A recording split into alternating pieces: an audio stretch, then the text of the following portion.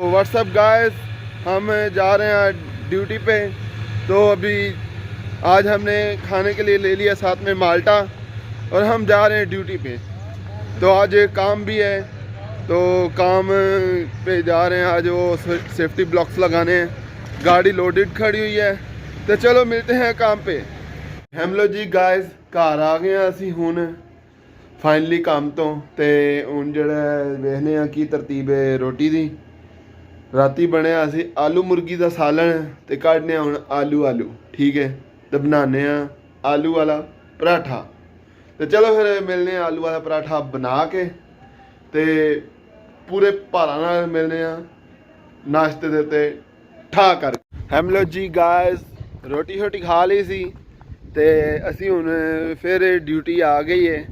ते ड्यूटी ते चले ते चल के कल जिहड़ी लोडिंग कीती सी वो लाने ते वेखो फिर की हुंदा अगों।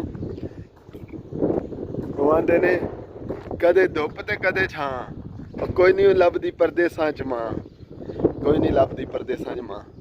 ते चलो फिर मिलने ते ड्यूटी ते मिलने काम वाली जगह ते चलने ते फिर तुहानूं दसने कि करन लगे असी अज। ते बाकी लव यू हो गया पूरे भारां दे नाल। ते उम्मीद है कल वाला व्लॉग तुहानूं अच्छा लग्या होगा। उस तो बाद अज एक और मजीद टैक्नीकल वीडियो भी पोस्ट की है। बाकी लव यू हो गया पूरे भारां दे नाल ते मिलने फिर अगली वीडियो च। जी दोस्तों गड्डी दे विच आ गए तो गड्डी नूं सलफ मारी हुई है, गड्डी स्टार्ट की है, गड्डी का प्रैशर पूरा होंदा तो फिर निकलने।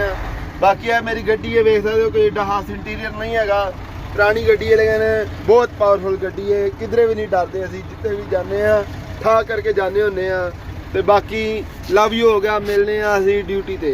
हाँ जी दोस्तों असी आए हुए हैं काम पे, देख सकते हो लाए हैं सब्बे लेकिन कैंसल हो गए ने ते हुण असी वापस लोड कर रहे हैं। तो तुम देख सकते हो मेरी गड्डी।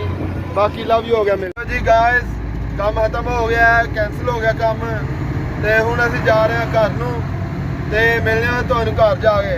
ए देख लो गड्डी है तो उही लोड है ठीक है। तो उवें जिहड़ी है ना खिलारनी है तो उवें फिर किनारे का काम असी इन्हां नूं लान जाना किधरे ना किधरे। चलो फिर मिलने घर जाए रोटी शोटी बनाने। हम लोग जी गाइस असी आ गए घर वापस। देख सकते पिछे मेरी गड्डी लोड खलोती हुई है। काम ते गए सां लाण वास्ते नूं ते कैंसल हो गया प्रोग्राम। ते मिलने फिर पूरे भारां दे नाल बाद दे विच। बाकी लव यू हो गया। हम लोग जी गाइस आज दी वीडियो उम्मीद है कि तुहानूं अच्छी लगी होगी। अगर अच्छी लगी है तो लाइक सबसक्राइब करो तो कमेंट लाजम करया करो यार। लाइक सबसक्राइब तो कमेंट करो कि तुहानूं मेरियां वीडियो किहो जिहियां लगदियां ने। तो यार लाइक दे उत्ते ना ठोकिया करो चंगा, इंज ठक ठक पता लगे लाइक हो रहे ने। बाकी लव यू हो गया पूरे भारां नाल ते मिलने अगले व्लॉग च।